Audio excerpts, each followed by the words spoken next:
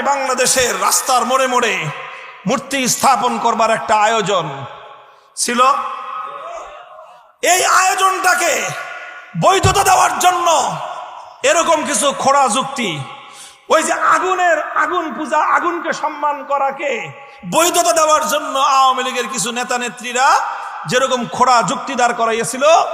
ঠিক ওই রকম কিছু খোড়া যুক্তি দাঁড় করাইছিল তারা এই ভাস্কর্যকে বৈধতা দেওয়ার জন্য। এর চেয়েও বড় দুঃখজনক বিষয় হলো, কিছু মানুষকে টুপি দাড়ি লাগায় মিডিয়ার সামনে এনে তাদেরকে দিয়েও ভাস্কর্যের ব্যাপারে কোরআন এবং হাদিসের রেফারেন্স দিয়ে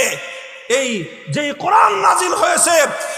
শিরককে মূলোৎপাটন করে তাওহীদ কায়েম করার জন্য, যে আল্লাহর পয়গম্বরের জীবনের মূল মিশন ছিল